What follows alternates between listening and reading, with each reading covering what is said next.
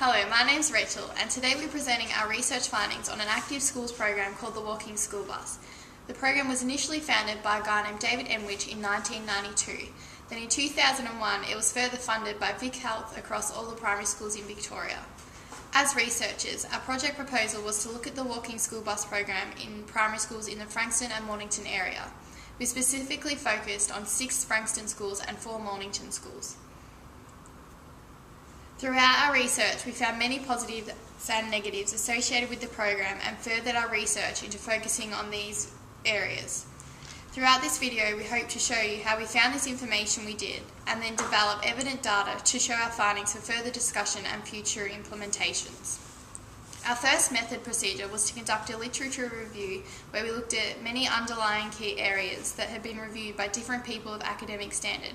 This helped develop our auditable questions for our survey. Our first literature review focused on the Vic Health website, where results of a previously held review of the program was most beneficial. We also covered the founder of the program, David Enwich, research pieces to find out the progress of the program from 2001 until now. Furthermore, looking at our key areas, we reviewed the Frankston City Shire proposal to Parliament in relation to active transports review, because statistical evidence was put forward associating back to negatives of the effectiveness of this program. We also used a previous study written by Major and Moody to look at key issues specifically more in relation to childhood health. Our second method of researching was a visual drive around these areas and specific schools within the Frankston and Mornington area. We looked at safety aspects such as crossings, appropriate footpaths and speed zones. Safety is an issue for many parents, so this drive looked at the safety for such a program to run. Our third method was surveys. Whilst on placement at these schools, teachers happily opinionated their point of view on the program whilst it ran.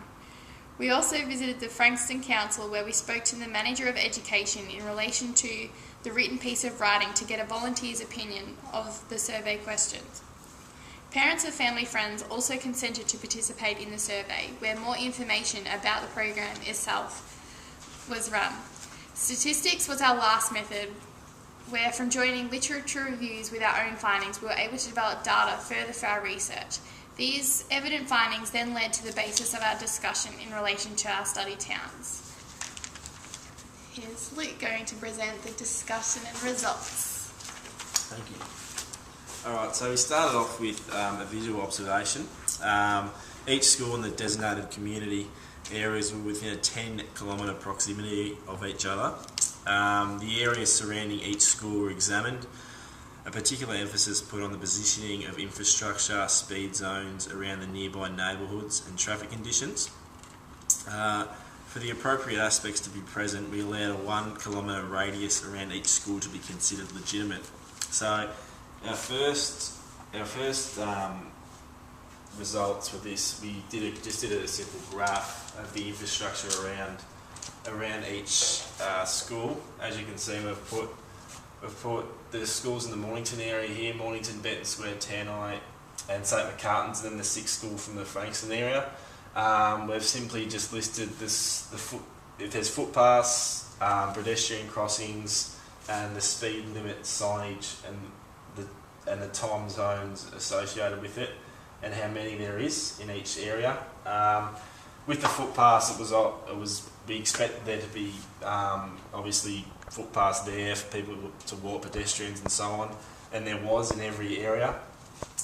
Pedestrian crossings, it sort of fluctuated between different schools depending on how busy each aspect was. Obviously the Mornington school had more pedestrian crossings as it was closer to the main street, whereas places like Benton Square and Tantai didn't have as many. But all in all, it did allow for a sustainable, I suppose, it did allow for the program to be sustainable in a safety manner. The speed limit signage, once again, they were all there. Obviously, depending on how busy the area was, there was more signs there with the time zones and those aspects. So that was the first measure we did. The data gave us a sound understanding of the safety aspects present throughout the community area. as expected, speed limit signage with clear time zones on them were present along the busiest sections of each road. Footpaths were also present throughout a 1 kilometre radius of each school and allowed for a comfortable and maintainable walk. Pedestrian crossings varied according to the location of the schools, with the schools located around a busy area having the more crossings compared to schools who are located in a less populated area of the community. So that was our first aspect we did. Secondly, we looked at survey data, which I suppose gave us more of a qualitative, is that the word? Qualitative type of data. We just simply did a like-it chart, which we made statements regarding the walking school bus program. 4 questions and put it into a graph form. First one being, is the walking school bus a viable program to implement and run? Which most agreed with. The second being, the walking school bus is beneficial to a child's health and well-being, which was put sort of a neutral sort of answer. The third being, expenses used in the implementation and maintaining of the walking school bus are useful. Depending on the people asked, because we asked the parents, teachers and volunteers, we got a mixed sort of answer from each. And the last statement being, adults should find enough time to volunteer to help run the walking school bus. The parents and teachers agreed with that, whereas the volunteers didn't as much. So all in all, so far, that's our results. And with the cost effectiveness, going on relevant literature we've looked at, according to Marjorie Moody, the co-author of Cost Effectiveness of Active Transport for Primary School Children, the walking school bus program is not an effective or cost-effective measure to reduce childhood obesity. She states that some of the costs that are associated with obesity objectives, such as reduced traffic congestion and air pollution, is justified to emphasise the other possible benefits. She goes further in saying the program would run better with improved implementation within current infrastructure arrangements. This relates back to our study of the infrastructure within the schools we looked at to see if the program was sustainable.